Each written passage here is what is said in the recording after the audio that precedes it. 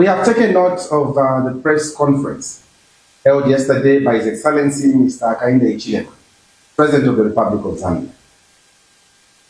What was revealed at that briefing was deeply concerning. We witnessed the head of state speaking as though he owns the country and believes every dissenting voice is driven by hatred. As a senior citizen by age, experience, and national stature, the president should be a pillar of unity and a model of responsible conduct.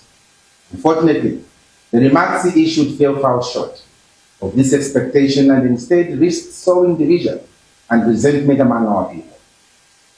At a time when Zambia urgently needs calm, constructive dialogue, and strong leadership, it is regrettable that a platform meant to provide guidance was instead used to inflame emotions and deepen divides. We therefore call upon the President to urgently begin moderation, truthfulness, and national cohesion. The emotional outbursts we saw yesterday, driven by a personal perception of being hated, are unbecoming of the office he holds. Leadership is not about seeking admiration or demanding praise. It is about service. You do not seek public office so that people can love you. You seek it to deliver development and uphold the national interests. This shift from servant leadership to demanding affection is deeply troubling. Zambians want unity. They want stability. They want food on their tables. What they do not want is the concentration of power in one individual through a constitution-making process that excludes them. The President's repeated suggestion that criticism of Bill 7 is rooted in tribal hatred only confirms that these amendments are not for the people. They are designed to elevate his personal authority. President Hichilema continues to selectively manipulate history. He wrongly compares his approach to that of his predecessors. In December 1990, President Kenneth Kaunda conceded to constitutional change because it was demanded by the people, led by the change.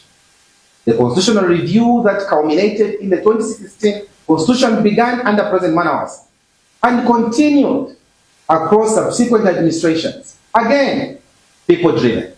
Today, we have a president-centered constitutional process where any disagreement is dismissed as tribal hatred. Is this leadership? Is this presidential? We also wish to remind him that repeatedly invoking the names of deceased individuals for political effect is insensitive and unnecessary. It brings renewed pain to grieving families and undermines the respect we owe those who have passed. We urge him to desist from this practice immediately. President Hichilema, the church has always stood with the people and the voiceless majority. You once praised the Catholic bishops for standing up against Bill 10. Today, for standing against Bill 7, you accuse them of tribalism. My elder brother, it is not too late to apologize and withdraw this divisive bill. It's also evident that the nation is being governed through double standards. One set rules for the ruling party and another harsher set for the opposition. This conduct only validates President Kaunda's earlier warning that entrusting national leadership to Mr. Hichilema could divide the country. We further urge the President to stop making promises that are never fulfilled. Before announcing new commitments, such as diverting public resources to constituency-level power generation of 2 megawatts, let him explain what became of the much-publicized net metering initiative, its measurable results, and why earlier promises remain unfulfilled. As a nation, we expect our elders to demonstrate wisdom and restraint.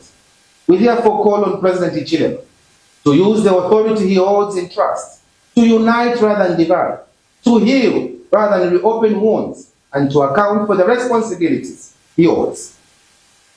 Our country deserves leadership that builds, not breaks, that clarifies, not confuses, and that prioritizes the collective good over personal narratives.